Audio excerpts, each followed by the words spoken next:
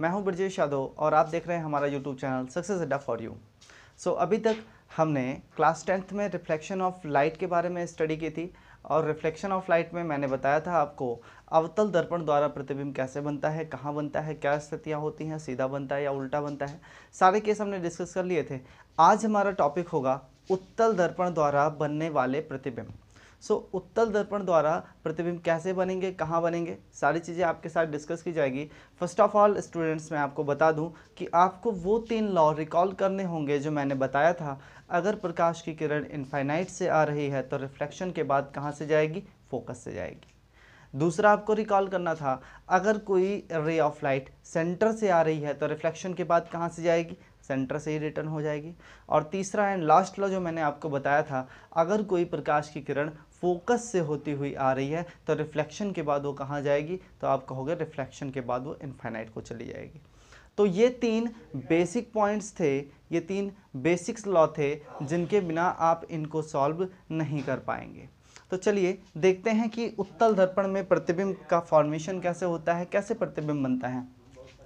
सबसे पहले आप समझिए कि उत्तल दर्पण होता क्या है।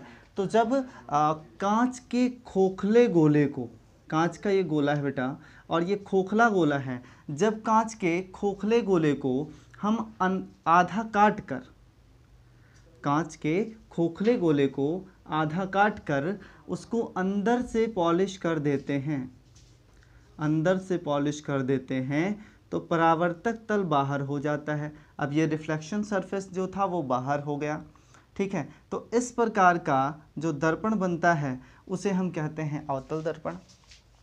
अब यह जिस कांच के खोखले गोले का बना था उसका एक केंद्र रहा होगा, तो उस केंद्र को हम वक्रता केंद्र कहते हैं। क्या कहते हैं बच्चों, वक्रता केंद्र, वक्रता केंद्र। और इस कर्व के, मतलब इस वक्र के मध्य बिंदु को हम कहते हैं ध्रुव, या बच्चों इसी को हम P से रिप्रेजेंट करते हैं, पोल भी कहा जाता है। वक्रता केंद्र और ध्रुव के मध्य बिंदु को फोकस कहा जाता है, या इसी को मुख्य फोकस भी कहते हैं।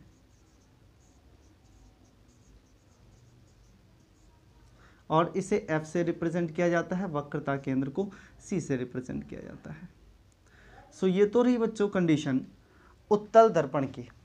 अब उत्तल दर्पण में आप जैसा कि देख रहे हैं, सेंटर और फोकस दोनों ही मिरर के अपोजिट साइड में है, मतलब इन साइड में है। यहाँ से लाइट नहीं आनी है। लाइट किधर से आएगी बच्चों, इस साइड से आएगी, रे इस साइड से आएगी, और वस्तु भी हम इसी साइड में रख सकते हैं कहीं पर। तो इस तरीके से हम देख रहे हैं कि हमारे पास जो केस बन रहा है, हमारे पास जो केस बन रहा है वो सिर्फ और सिर्फ 2 केस बन पाएंगे। पहला, जब वस्तु की स्थिति इनफाइनाइट पे हो, अनंत पर हो। और दूसरा केस क्या बनेगा, जब वस्तु की स्थिति इनफाइनाइट और पोल इन दोनों के बीच में कहीं पर हो। तो सेकंड केस क्या बनेगा, इनफाइनाइट एंड P के बीच में। तो बच्चों सिर्फ और सिर्फ 2 केस बन सकते हैं। पहला केस क्या बन सकता है, वस्तु कहाँ हो, इनफाइनाइट पर, और दूसरा केस बन सकता है इनफाइनाइट और P के बीच में हो। चलिए हम पहला केस डिस्कस करते हैं कि पहला केस क्या है। इनफाइनाइट की कंडीशन को लेंगे, उसके बाद में दूसरा केस भी डिस्कस किया जाएगा। जब वस्तु अनंत पर होगी, जब कोई वस्तु अनंत पर होगी तो उसके द्वारा आने वाली प्रकाश की किरणें भी अनंत से ही आएंगी। और अगर इस लाइन को आप थोड़ा सा आगे बढ़ा दें तो क्या ये मुख्य अक्ष नहीं है, मुख्य अक्ष ही तो है। तो यह लाइन आपकी मुख्य अक्ष जो थी उसको हमने थोड़ा सा इंक्रीज कर दिया है। अब यह प्रकाश की किरणें मुख्य अक्ष के समांतर आ रही हैं।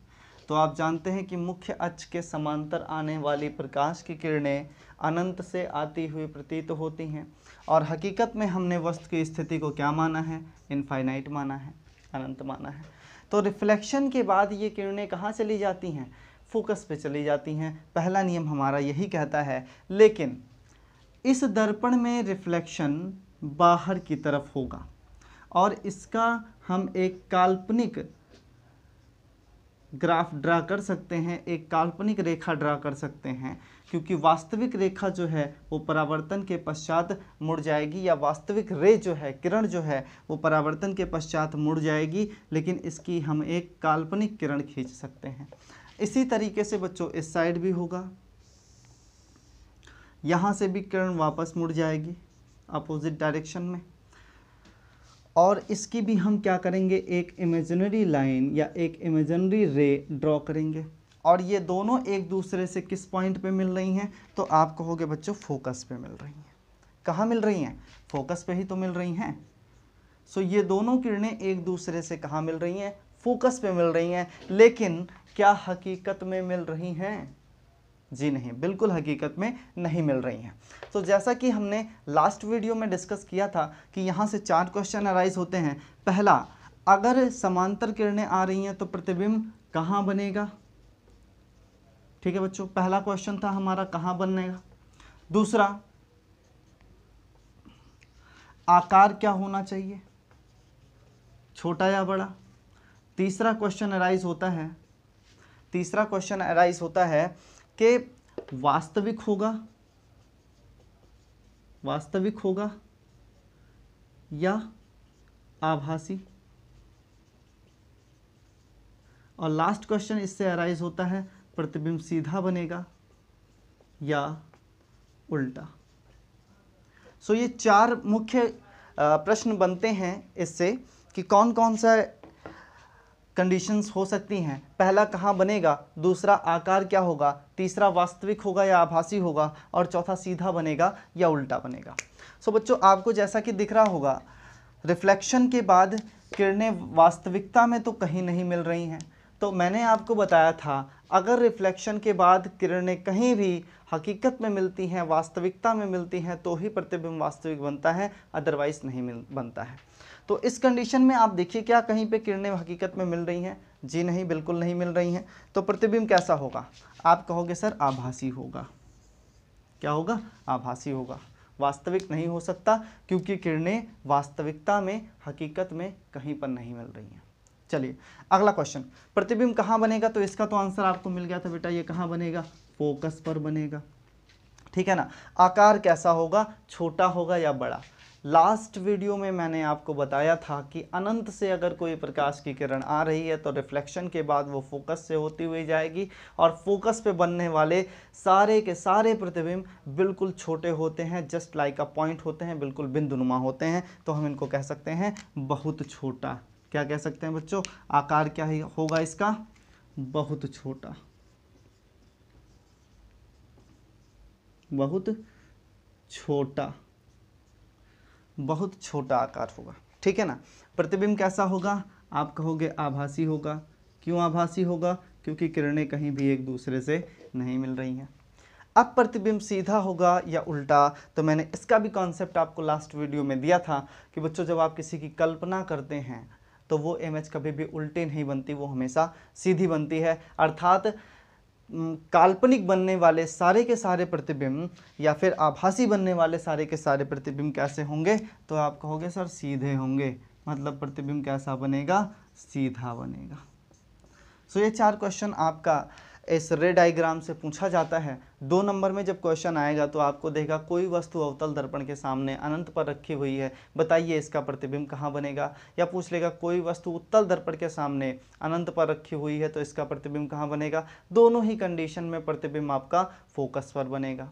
अगर पूछता है कोई वस्तु उत्तल दर्पण के सामने अनंत पे रखी है, तो उसका प्रतिबिंब कैसा बनेगा, मतलब सीधा या उल्टा बनेगा, तब आप कहोगे उसका प्रतिबिंब जो है वो सीधा बनेगा।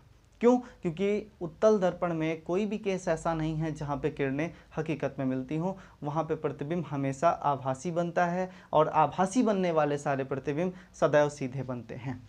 चलिए, तो यहाँ से आपका क्लियर हुआ, और ये रे डायग्राम आप जरूर बना लीजिए। इसी को कहा जाता है किरण आरेख, किरण आरेख।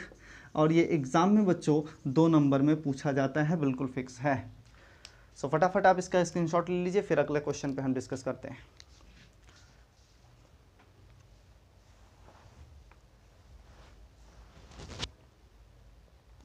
चलिए, अगर ये क्लियर हो गया हो तो हम अपना दूसरा रे डायग्राम ड्रा करते हैं। और बच्चों अगर आपको किसी भी पॉइंट पे नहीं समझ में आता है तो आप YouTube के कमेंट सेक्शन में जाके हमें कमेंट कीजिए और बताइए कि सर ये पॉइंट हमें नहीं समझ में आया, इस पॉइंट पे हमें दिक्कत हो रही है, तो हम आपका वो पॉइंट ज़रूर क्लियर करेंगे नेक्स्ट वीडियो में। ठीक है बच्चों, चलिए आगे डिस्कस करते हैं अपना दूसरी कंडीशन, जब वस्तु इनफाइनाइट एंड पोल के बीच में हो, मतलब अनंत और ध्रुव के बीच में हो, अनंत और ध्रुव के बीच में हो। चलिए फिर से बनाते हैं उत्तल दर्पण। सो जैसा कि आप जानते हैं उत्तल दर्पण का सेंटर, और ये हुआ उसका फोकस, और ये हुआ पोल। पोल से आती हुई आप एक समांतर रेखा खींच दीजिए, सॉरी सीधी रेखा खींच दीजिए, समांतर नहीं। अब देखिए क्या करेंगे। अब इसमें एक कंडीशन हम मान रहे हैं कि वस्तु ना तो इनफाइनाइट में है और ना ही पोल पर है। चलिए इसको हम सपोज करते हैं कि ये हिस्सा पोल का है, तो ना तो इनफाइनाइट पे है ना पोल में है, वस्तु इन दोनों के कहाँ है, बीच में है। सो वस्तु जब इन दोनों के बीच में है तब यहाँ से दो कंडीशन अराइजेस होंगी।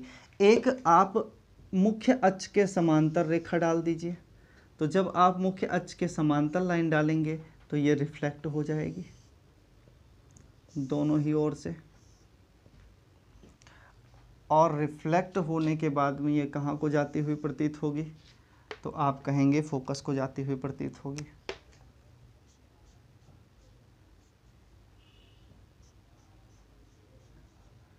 तो रिफ्लेक्शन के बाद ये दोनों किरणें कहाँ से जाके मिली, फोकस पे जाके मिली। अब अगला केस, मतलब अगली कंडीशन देखें तो आप ध्यान से देखिए बच्चों कि ये और ये दोनों एंगल इक्वल हैं, दोनों कोण बराबर हैं, लेकिन ये 90 डिग्री का कोण नहीं है बच्चों, ये 90 डिग्री का कोण नहीं है और ना ही ये 90 डिग्री का है। ठीक है ना, तो 90 डिग्री का कोण अगर ये नहीं है तो ये भी 90 का नहीं होगा, कुछ वैल्यू इसकी कम होगी, इसकी कुछ 90 से ज़्यादा होगी और इसकी कुछ वैल्यू होगी, तीनों मिला के 180 क्रिएट करेंगे। चलिए अब हम दूसरी कंडीशन लेंगे। अगर हम प्रकाश की किरण को लंबवत डाल दें, मतलब 90 डिग्री पे डाल दें, तो ये बच्चों प्रकाश की जो किरण है यह आपकी 90 डिग्री पे पड़ रही है। अब इसके बीच में जो एंगल है वो यह माना जाता है कि ये दोनों एंगल क्या हैं, ये दोनों एंगल बराबर हैं।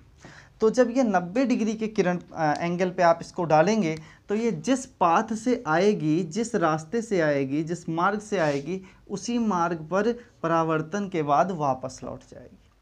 तो यहाँ से हमें जो प्रतिबिंब प्राप्त होने वाला है वो अगर डॉटेड इमेज लेंगे उसकी तो इस तरीके से मिलेगा, सेंटर को जाता हुआ। इसी तरीके से अगर एक लाइन आप इधर से डालते हैं, बच्चों ये एंगल हम मिटा दे रहे हैं, कोई कन्फ्यूज़न ना हो इसलिए। चलिए इसी तरीके से अगर आप एक किरण इधर डालते हैं तो यह भी 90 डिग्री पे है और रिफ्लेक्शन होने के बाद में फिर इसी मार्ग में वापस हो जाएगी। और इसका भी अगर आप डॉटेड इमेज लें, डॉटेड प्रतिबिंब अगर इसका भी आप लेते हैं तो यह भी प्रकाश की किरण कहाँ से होकर जाएगी, सेंटर से। अब आप कहोगे सर यहाँ पे तो दो कंडीशन आ गई, एक सेंटर पे जाके मिल गई और दूसरी फोकस पे जाके मिल गई। सो आप रिमाइंड कीजिए, मैंने आपको अपने लास्ट वीडियो में बताया था कि किसी भी वस्तु के प्रतिबिंब का हमें किरण आरेख प्राप्त करने के लिए कम से कम 2 किरणें डालने की आवश्यकता होती है, तभी हम क्लियर कर पाते हैं। और दोनों अलग अलग एंगल से डालते हैं तब ये क्लियरिफिकेशन होता है कि प्रतिबिंब कैसा बनेगा। चलिए तो अब हम देखते हैं यहाँ पे जो कंडीशन अराइज हो रही है, तो दोनों किरणें, ये दोनों किरणें एक दूसरे को इस पॉइंट पे और ये दोनों किरणें एक दूसरे को इस पॉइंट पे काट रही हैं। कहने का मतलब जो प्रतिबिंब बनेगा उसका निर्माण यहाँ पर होगा। प्रतिबिंब जो है उसका निर्माण कहाँ होगा, इस पॉइंट पर होगा। अब आप यह देख सकते हैं कि यहाँ से यहाँ तक की कंडीशन को हम हमेशा v मानते हैं क्योंकि ये प्रतिबिंब बनना है। यहाँ से यहाँ की दूरी को हम u मानते हैं, u अभी भी बड़ा है और v छोटा है। इसका मतलब बनने वाला प्रतिबिंब कैसा होगा, छोटा होगा। बनेगा कहाँ, तो आप कह सकते हैं f एंड p के बीच में। किसके किसके, f एंड p के बीच में, f एंड p के बीच में। और प्रतिबिंब क्या बहुत छोटा होगा? जी नहीं, बहुत छोटा नहीं होगा, लेकिन छोटा जरूर होगा। तो प्रतिबिंब का आकार क्या होगा? प्रतिबिंब का आकार आप कहेंगे सर छोटा होगा। ठीक है, अगला क्वेश्चन, वास्तविक होगा या आभासी? तो क्या किरणें यहाँ पे वास्तविकता में मिली हैं? जी नहीं, यह काल्पनिक रूप से मिलाई गई हैं। डॉटेड लाइनें आपकी सभी काल्पनिक लाइनों को दर्शाती हैं या आभासी लाइनों को दर्शाती हैं। तो ये जो रे हमने डाली है, ये जो किरण डाली है, ये कैसी किरण है? ये आभासी किरण है। तो आभासी किरणें एक दूसरे से मिली हैं, वास्तविकता में कोई भी किरण नहीं मिली है, इसलिए बनने वाला प्रतिबिंब कैसा होगा? आभासी होगा। और आभासी बनने वाले सारे प्रतिबिंब कैसे बनते हैं? सीधे बनते हैं, अतः प्रतिबिंब सीधा होगा। सो इस तरीके से दो केस जो बनते हैं उत्तल दर्पण में, वो दोनों ही केस आपके साथ डिस्कस किए गए हैं और ये दोनों ही मोस्ट इंपॉर्टेंट थे। एग्जाम में यहाँ से क्वेश्चन जरूर बनते हैं। सो बच्चों, आप इसको ध्यान से देखें, ध्यान से समझें और स्क्रीनशॉट इसका ले लें। मिलते हैं फिर हम अगले टॉपिक के साथ कुछ ही क्षणों में।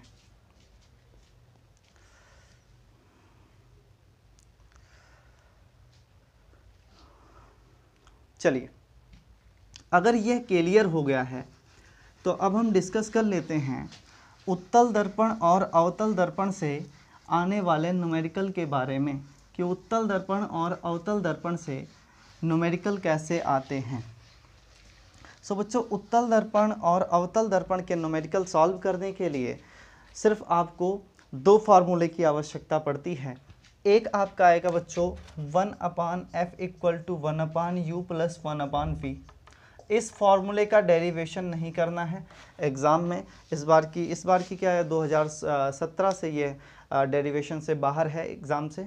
सो इस कंडीशन में इसका हमें डेरिवेशन नहीं करना है, इसको सिर्फ और सिर्फ फार्मूला जानना है क्या होता है। तो यह फार्मूला 1/f = 1/u + 1/v, जहाँ पे u क्या है? u है वस्तु की स्थिति, और v क्या है? v है आपके प्रतिबिंब की स्थिति। f क्या है? फोकस दूरी। बस बच्चों, तो ये रहा आपका पहला फॉर्मूला। दूसरा आपको क्या याद रखना है? दूसरा क्या ध्यान में रखना है? दूसरा आपको ध्यान में रखना है, जब हमने आपको दर्पण पढ़ाया तो बताया गया कि वक्रता त्रिज्या मतलब r को अगर हम आधा कर दें तो हमें क्या मिल जाता है? फोकस दूरी मिल जाती है ना। तो हम ये एक फॉर्मूला याद रखेंगे, r/2 = f होता है, या इसी को लिख सकते हैं r = 2f। तो दो वक्रता त्रिज्या और फोकस दूरी के बीच में आपसे रिलेशन कभी कभी पूछ लिया जाता है एग्जाम में भी, ऑब्जेक्टिव में 1 नंबर का, तो उसके दृष्टि से भी ये मोस्ट इंपॉर्टेंट है और एग्जाम न्यूमेरिकल सॉल्व करने में भी इनकी ज़रूरत लगती है। तो ये दो चीज़ें आपको बहुत ही अच्छे तरीके से जाननी है। चलिए, सो इसको हम एक साइड में लिख देते हैं, ये जो दो फार्मूले हैं, r = 2f। और पहला क्या डिस्कस करना है आपको? ये याद करना है, और दूसरा फार्मूला ये माइंड में रखना है।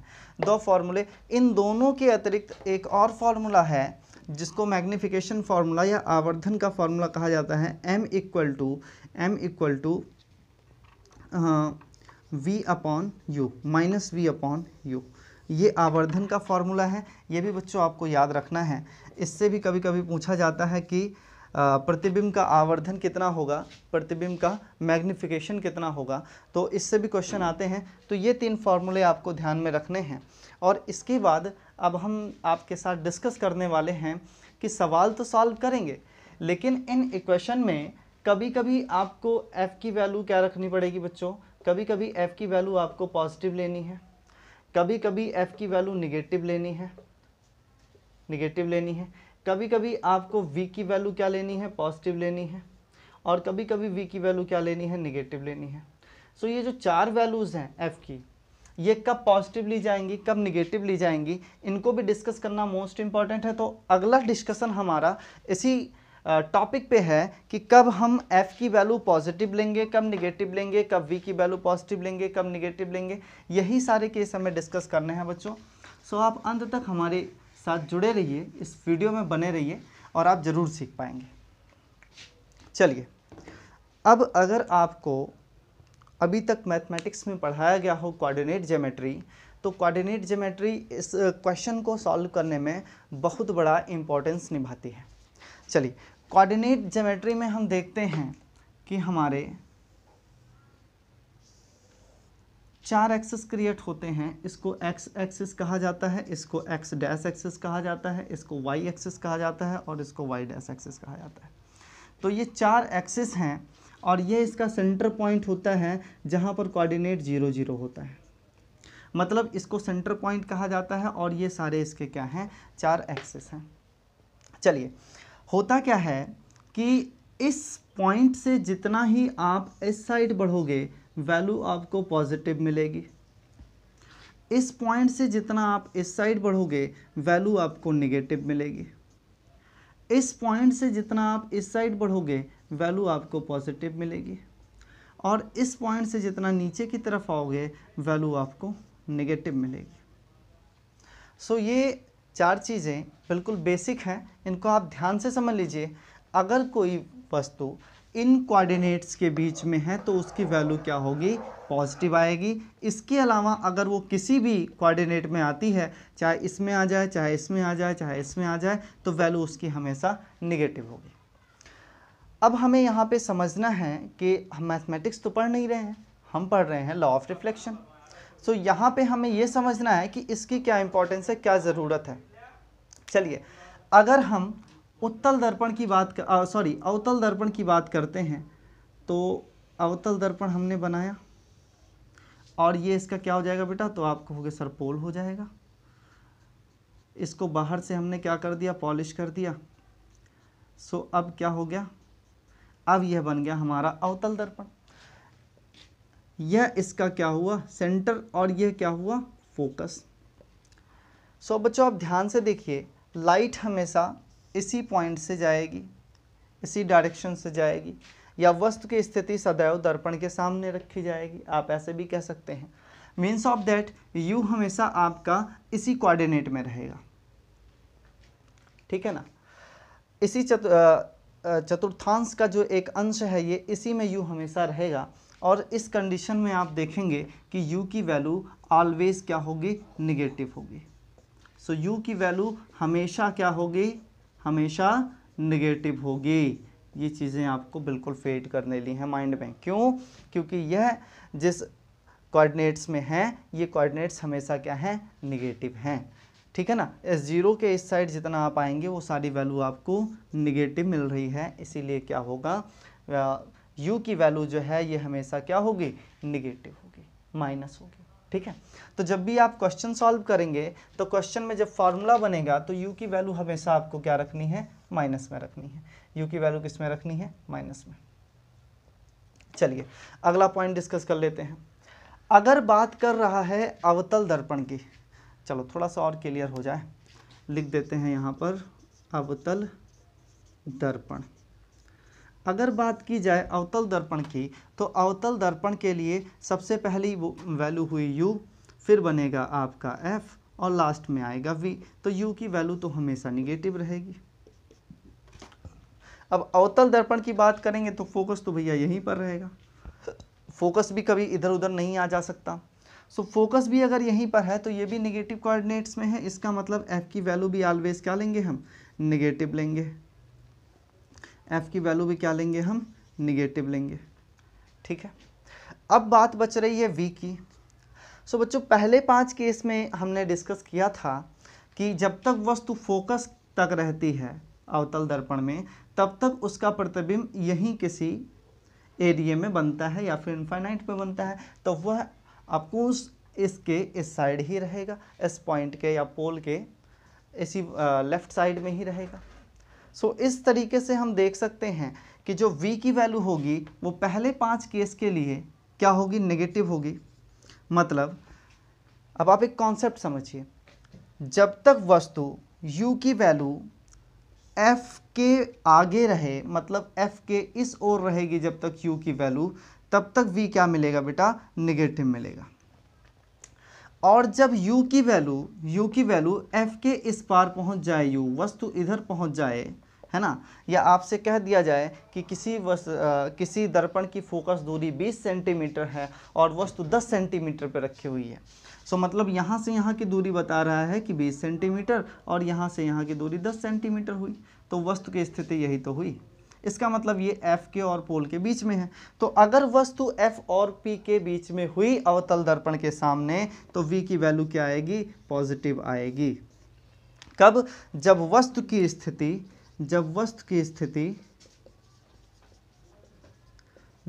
स्थिति कहाँ हो?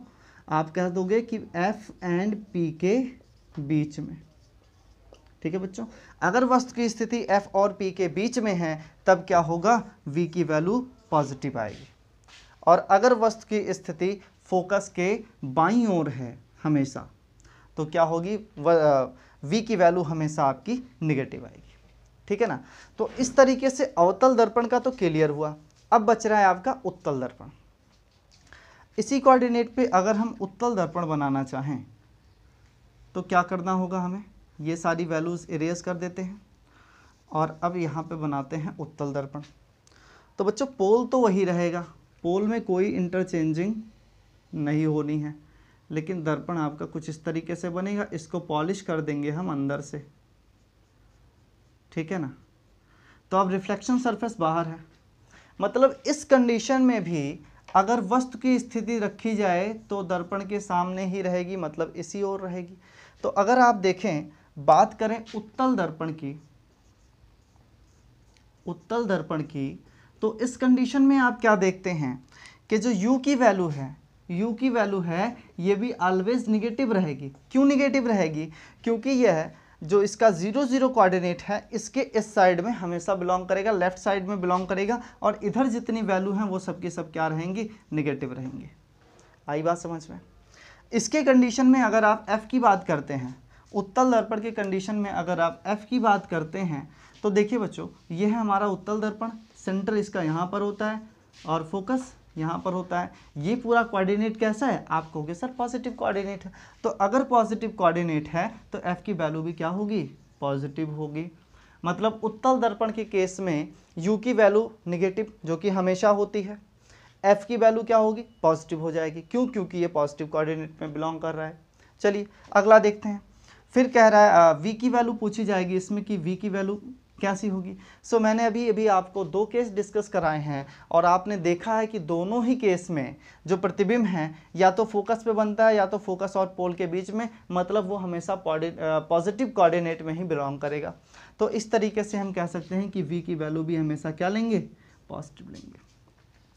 सो इस तरीके से आपने देखा कि अवतल दर्पण के केस में U की वैल्यू निगेटिव, F की वैल्यू निगेटिव, V की वैल्यू पहले 5 केस में निगेटिव होगी और लास्ट के 1 केस में जब वस्तु फोकस और पोल के बीच में हो तब पॉजिटिव होगी। उत्तल दर्पण के केस में U की वैल्यू निगेटिव रहेगी और F की वैल्यू क्या होगी बच्चा? पॉजिटिव होगी बच्चों। ठीक है। और V की वैल्यू भी क्या होगी? हमेशा पॉजिटिव होगी। सो जब भी आपको सॉल्व करना है, उत्तल दर्पण अगर दे दिया है तो यहाँ पे जो वैल्यूज़ हैं F के लिए आप पॉजिटिव लेंगे, U के लिए हमेशा निगेटिव लेंगे और V के लिए पॉजिटिव लेंगे। अगर अवतल दर्पण कह दिया है तो आपको वस्तु की स्थिति चेक करनी है, उस हिसाब से आप V की वैल्यू को रख सकते हैं। अदरवाइज F की वैल्यू आपकी हमेशा निगेटिव रहेगी और U की वैल्यू हमेशा निगेटिव रहेगी। तो आशा करते हैं कि आपको बताया गया टॉपिक अच्छे से समझ में आया होगा, बहुत ही बेहतर तरीके से क्लियर होगा। अगर फिर भी आपको कोई डाउट है तो आप हमारे कमेंट सेक्शन में हमें लिख सकते हैं और निश्चित तौर पे आप जानिए कि आपको अगली वीडियो में उसका सलूशन मिलेगा। सो आप सभी अपने अपने घरों में स्वस्थ व्यस्त और मस्त रहिए और देखते रहिए हमारा यूट्यूब चैनल सक्सेस अड्डा फॉर यू। जय हिंद।